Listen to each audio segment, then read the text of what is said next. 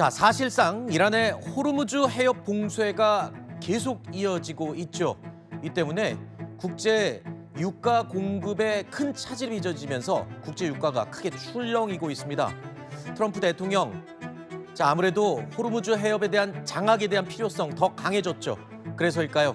우리나라를 포함해서 7개 나라에 군함을 파견해달라고 요청을 했습니다. 이와 관련된 내용 조금 전에 속보가 들어왔는데요. 당초에 트럼프 대통령 5개 나라를 직접 언급하면서 군함을 파견해달라고 요청을 한 바 있습니다. 그런데 조금 전 에어포스 원 전용기 기내 기자간담회에서 추가로 2개 나라를 언급을 했습니다. 구체적으로 나라 이름은 밝히지 않았지만 7개 나라의 군함을 추가 요청했다라고 밝혔습니다. 자, 이 7개 나라, 원래 언급한 5개 말고 추가 2개 나라를 이제 요청을 했다고 했습니다. 어느 나라로 예상이 되십니까? 그러니까 미국의 중요한 동맹국이라고 할 수 있는 예를 들어 호주라든가 네. 혹은 유럽의 동맹국들도 대상이 될 수가 있지만 네. 현재 발등에 불이 떨어진 거는 사실 중동에 있는 미국의 동맹국입니다. 예를 들어서 뭐 UAE라든가 사우디는 사실상 지금 호르무즈 해협 정상화가 네. 가장 중요한 관건이기 때문에 저는 오히려 중동에 있는 미국의 동맹국들 중에 하나가 되지 않을까 네. 이렇게 보고 있습니다. 그렇군요. 그러면 호르무즈 해협에 지금 발이 묶여 있는 중동 지역 국가들 중에 2개 나라의 가능성이 높아 보인다. 예. 자, 태 의원님. 예. 하나 궁금한 게요. 동맹국들에게 요청을 할 수는 있습니다만 전쟁에 참여하는 문제를 글쎄요, 트럼프 대통령이 좀 일방적으로 이렇게 먼저 발표하는 게 외교적으로 흔한 사례는 아닌 것 같은데요. 이건 정말 외교적으로는 대단히 결례입니다. 네. 원래 뭐 트럼프 대통령이 정상적으로 가자면 이런 호르무즈 해협과 관련해서 국제 해상 연합을 조직하자라고 일단 안을 내놓고 동맹국들과 물밑 대화를 해야 되는데 네. 대화도 하지 않고 하쿠반장이 누구누구 나오라라고 지명하는 식으로 나라 이름을 구체적으로 내명하고 와 이렇게 하는 거는 이건 대단히 일방적인 그런 이제 모습이라고 보여집니다. 그렇죠. 일단 트럼프 대통령은 5개 나라에 공개적으로 군함 파견을 요청을 한 상태입니다. 그리고 오늘 오전에 전용기 내에서 2개 나라에 추가로 군함 파견을 요청을 했다라고 속보로 들어와 있습니다. 이와 관련된 내용은 잠시 후에 저희가 또 깊이 있게 더 이야기를 나눠보도록 하고요. 자, 이보다 앞서서 지난 주말 사이에 미국은 이란 곳곳을 타격했습니다. 영상 보시죠. 높이 솟아오른 연기 기둥 사이로 폭탄이 또다시 떨어집니다. 연기가 채 가라앉기도 전에 추가 폭격이 이어지고 있는 건데요. 검은 연기 사이에도 불기둥이 또 한 번 치솟습니다. 현지 시간 지난 14일 미국과 이스라엘이 이란의 주요 핵시설이 위치한 이스파한을 집중 폭격했습니다. 이보다 하루 앞서 현지 시간 지난 13일에도 미국은 이란의 한 섬을 공격했습니다. 보시는 것처럼 황량한 들판 한가운데 미사일이 잇따라 떨어지고 거대한 폭발이 일어납니다. 활주로 위로도 미사일 폭격이 이어졌는데요. 이란 원유 수출의 90%가 이루어지는 하르그 섬을 미군이 공격한 겁니다. 트럼프 대통령은 하르그 섬의 모든 군사 목표물을 완전히 파괴했다고 밝혔습니다. 조금 전에 보신 이란의 하르그 섬, 이란의 원유 수출 90%를 담당하는 섬이고요. 그래서 이란의 경제적인 심장이라고 할 수 있는 곳인데 트럼프 대통령이 정유시설은 전혀 폭격을 하지 않았지만 군사시설만 집중해서 폭격을 했거든요. 예. 일종의 경고죠. 이러다가 정유시설도 폭격할 수 있다. 뭐 이런 뜻인가요?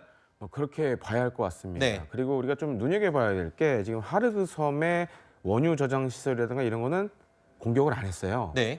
지금 트럼프 대통령의 생각은 이런 것 같습니다. 그러니까 이란의 석유, 이거는 미국의 전리품이다. 아하. 약간 이런 생각을 갖고 있는 것 같아요. 네.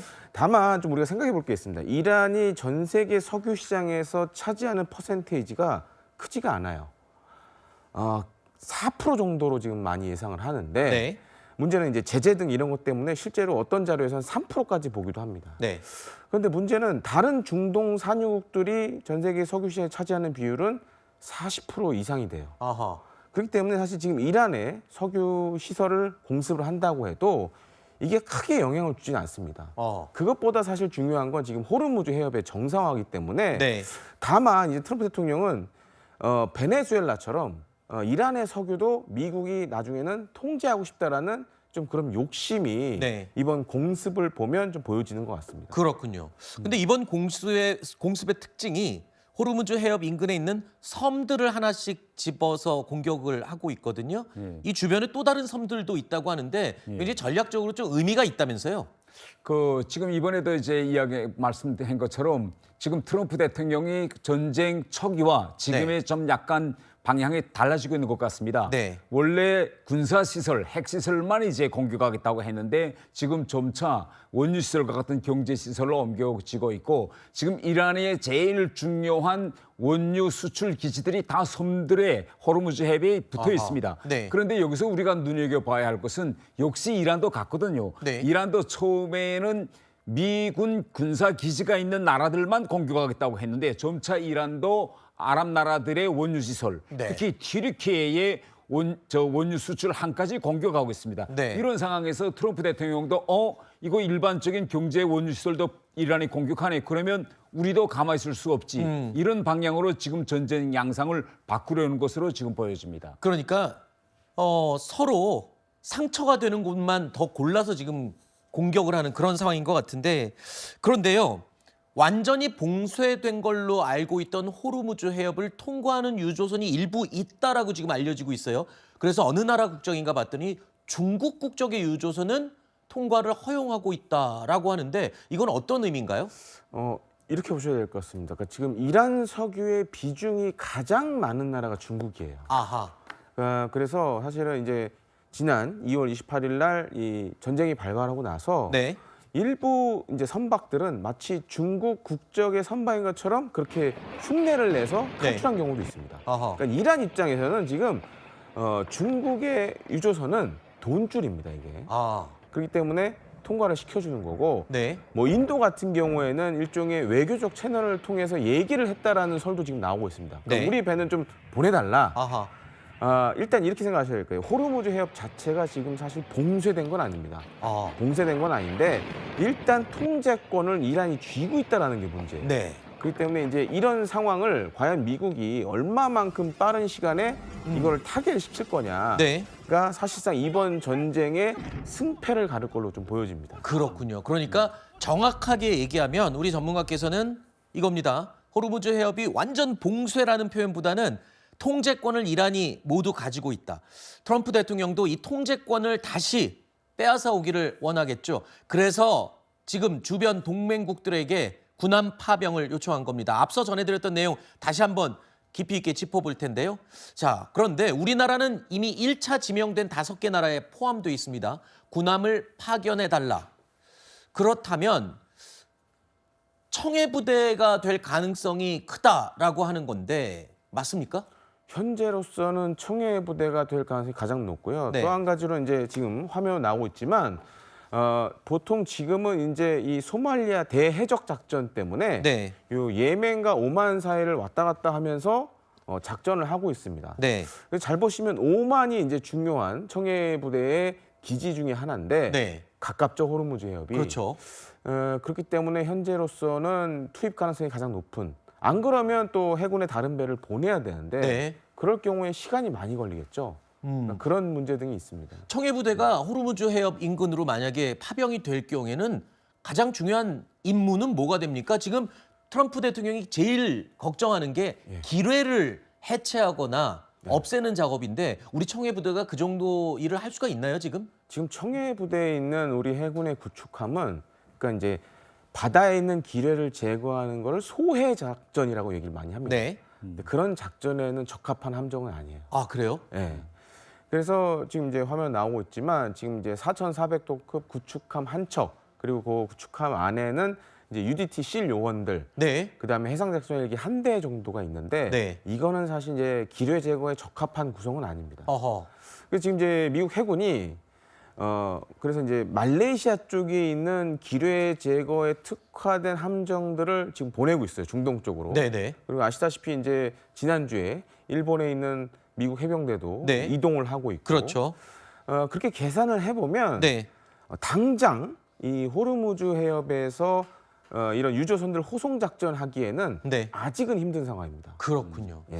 일단 트럼프 대통령은 이 동맹국들 7개 나라의 군함 파병을 요청한 상태고 그 요청 자체가 아까 외교적으로는 좀 결례다 했는데 이게 요청한다고 그냥 되는 게 아닌 게 우리나라에서도 지금 정부는 신중하게 검토하겠다는 입장입니다. 정치권에서도 국회 동의를 받아야 되는 문제다 이렇게 얘기를 하던데요. 맞습니까? 예, 그렇습니다. 지금 이 문제와 관련해서는 여야가 다 같이 국회 동의를 필수적으로 이제 요구하고 있는데요. 그 이유는 이 호르무즈 해협의 현 상황과 대단히 연결되어 있습니다. 다른 데와는 달리 호르무즈 해협은 31km밖에 안 되는 대단히 좁은 몫입니다. 그렇죠. 여기에 이제 우리 군함이 간다면 어차피 이란 군과의 충돌 혹은 이란 미사일이나 드론의 그런 공격도 받을 수 있는 가능성이 있고 네. 이렇게 되면 우리 국민의 생명 안전, 우리 군인들의 생명 안전과 직결되는 문제이기 그렇죠. 때문에 현재 정치권에서는 반드시 국회의 동의를 받아야 된다는 걸 강하게 요구하고 있습니다. 네. 자, 그렇다면 우리나라와 함께 군함 파견을 요청받은 다른 나라들은 어떤 반응을 보이고 있을까요? 당장 이번 주에 미일 정상회담을 앞두고 있는 일본, 고민이 지금 깊어지고 있는 것 같습니다. 일단 신중론을 일본 정부도 펼치고 있습니다. 하지만 일본의 해상자위대, 트럼프 입장에서는 해상자위대가 굉장히 필요한 상황인가요? 그렇습니다. 그러니까 특히 이제 일본 해상자위대 같은 경우에는 지금 이제 화면에 나오고 있지만 이 소해 작전, 네, 아까 말씀하신 기뢰를 제거하는 작전에 있어서는 거의 미 해군과 동등한 수준의 능력을 갖고 있습니다. 아, 일본 해상자위대가요? 네, 그래서 어허. 이제 1991년 걸프전 때도 네. 전쟁이 거의 끝나갈 무렵에 일본 해상자위대의 소해 함정들이 실제로 페르시아만에 출동해서 네. 기뢰 제거하는 작전을 벌였습니다. 네, 네. 그러니까 아직은 이란이 대규모 기뢰 살포를 안 하고 있지만 네. 만약 정말 최악의 상황, 정말 이 호르무즈 해협에 기뢰를 대규모로 뿌리기 시작하면 네. 미 해군만으로는 안 됩니다. 아하. 해상자위대가 와줘야 됩니다. 네. 그런 문제가 있기 때문에 다만 이제 한 가지 문제는 지금 네. 호르무즈 해협의 통제권을 이란이 쥐고 있고 네. 아직 군사적 위협이 제거되지 않은 상황이기 때문에 일본도 지금 해상자위대를 보내는 거는 이게 국내적으로 엄청난 반발을 아하. 받을 수 있습니다. 아, 일본도 마찬가지로 예, 지금 맞습니다. 신중할 수밖에 없는 그런 상황이군요. 일본 입장에서는요, 트럼프 정부가 주일 미군 전력을 대거 이란 쪽으로 이동시키는 것. 이것도요, 일본 정부의 머릿속을 아주 복잡하게 지금 만드는 것 가운데 하나입니다. 일본에 배치된 강습 상륙함 트리폴리함과 제31 해병 원정대 소속 2,500여 명의 병력이 지금 중동으로 이동 중인 건데 아까 말씀하신 것처럼 일본 정부도 우리 정부와 마찬가지로 굉장히 지금 신중해요. 지금 머리가 아플 것 같습니다. 당연합니다. 왜냐하면 일본은 일단 헌법적 구속력을 받습니다. 네. 그래서 일본 해상자위대가 만약 호르무즈 해협까지 간다면 네. 이거는 법적으로 대단히 이제 심중하게 검토해야 할 이런 이제 문제가 있고 다른 하나는 일본의 안보는 기본적으로 주일 미군 기지에 우거하고 있는데 네. 미국이 요청했는데 일본이 안 간다면 향후 대단히 많은 이제 안보상 문제가 제기될 수 있기 때문에 일본의 고민은 깊어질 수밖에 없다고 보여집니다. 네. 자, 이런 가운데 중국 얘기도 한번 짚어볼까요? 중국은요, 적대 행위를 중단하라면서 미국의 군함 파견 요청에 사실상 부정적인 반응을 보이고 있습니다. 자, 트럼프 대통령은 중국의 협조를 거듭 압박하고 있습니다. 중국이 좀 중재 역할, 뭔가 역할을 좀 해달라라고 압박을 하고 있는 건데요. 예정돼 있는 이 미중 정상회담, 이제 코앞에 두고 있는 이 미중 정상회담조차도 연기할 가능성까지 언급이 되고 있습니다. 동맹국도 아니고 중국에게 미국이 압박을 계속하고 있는 모양새. 글쎄요. 중국이기에 더더욱 협조해야 한다. 뭐 이런 논리인 것 같은데 안 그래도 중국과는 경제 전쟁을 벌이고 있는 직후였잖아요. 예. 근데 이 상황에서 또 중국에게 도움을 요청한다? 아니면 압박을 한다? 글쎄요. 중국이 움직일까요? 그러니까 지금 중국의 입장에서 봤을 때는 중국의 유조선들은 호르무즈 해협을 통과하는데 전혀 지장이 없습니다. 그렇죠. 아까 이란이 허용을 해줬으니까. 중국 배들은 나가는 거에 대해서 지금 전혀 뭐라고 하지 않고 있는 상황이기 때문에 중국은 사실 그렇기 때문에 오히려 미국한테 큰 소리를 내고 있죠. 적대행위부터 중단하라 이런 얘기를 하고 있는데, 근데 문제는 이겁니다. 사실 중국도 지금 이제 뭐 3월 말 혹은 4월 초에 있는 미중 정상회담, 중요한 건 이거예요. 지금 관세라든가 여러 문제를 이번 정상회담에서 이제 어느 정도 해결을 하려고 했는데 이번 전쟁에 지금 여파가 있기 때문에 어쩌면 중국도 지금 하는 것보단, 지금 정상회담 하는 것보다 나중에 하는 게 좋을 수도 있다라고 생각할 수도 있어요. 어떤 차원에서? 왜냐하면 지금 트럼프 대통령이 아마 이렇게 중국 시진핑 주석이 얘기할 수도 있습니다. 이번 전쟁의 중재자 역할을 해달라. 왜냐하면 지금 이란의 경제도 사실 중국 의존도가, 대중국 의존도가 높기 때문에 만약에 중국이 조금만 이란 경제를 봉쇄하는 듯한 모습만 보인다면 이란도 어쩔 수 없이 백기투항을 해야 될 수도 있습니다. 그래서 자칫 이제 미중 정상회담에서 그런 얘기가 나오면 중국도 상황이 불편해지죠. 그렇죠. 그렇기 때문에 중국도 오히려 한편에서는 오히려 연기하는 게 낫지 않겠냐라고 생각할 수도 있는 시점입니다. 시간을 좀 끌수록 시진핑 주석 입장에서는 미국을 상대로 할 때 뭔가 좀 더 유리한 카드가 하나씩 더 생기는 그런 상황이겠군요. 그렇습니다. 알겠습니다. 자, 이런 가운데요. 네타냐후 이스라엘 총리의 손가락 인증 영상이 연일 화제가 되고 있습니다. 난데없이 왜 갑자기 손가락 논란이 벌어지는지 일단 영상 보시죠. חושב שלא אומרים ברשת שאתה בכלל מת? אני מת על קפה, אתה יודע מה? אני מת על העם שלי. איך הם מתנהגים, פנטסטי. אתה רוצה לספור את מספר אצבעות? אתה יכול להראות לנו? פה. פה. ראית? 지난 연설 영상에서요. 손가락이 6개로 보인다라는 네티즌들 일부 의견이 떠돌면서 네타냐후 총리가 사망한 거 아니냐 뭐 이런 소문이 돌았습니다. 그랬더니 이 총리가 직접 나서서 손가락 5개 보여주고 나 살아있어요. 그러니까 이게 지금 하메네이의 둘째 아들이 사망했니 안 했니 뭐 이런 소문이 돌다 보니까 거꾸로 역공격을 또 한 것 같아요. 엉뚱한 얘기로. 지금 이 이란 전쟁과 관련해서 이제 여러 가지 AI 영상들이 대단히 많이 나오고 있는데 이제는 AI 그 영상이 생성될 때 그것이 진짜인지 아니면 AI 생성한 영상인지 분간하기 어려울 정도로 이제 보도가 됐죠. 나옵니다. 그렇기 때문에 저렇게 지금 네타냐후 이스라엘 총리가 자기가 직접 나서서 해명하고 있는 것 같은데 이번 전쟁의 가장 큰 특징이 저렇게 AI 기술이 얼마나 이제 발전했는가라는 보여주는 그런 이제 계기가 되는 것 같습니다. 그렇군요. 또 전쟁에서 이 예전이나 지금이나 이 심리전은 아주 중요한 또 작전 중에 하나인 것 같습니다. 이런 소문을 퍼뜨리는 것도 전쟁의 일부라고 하네요.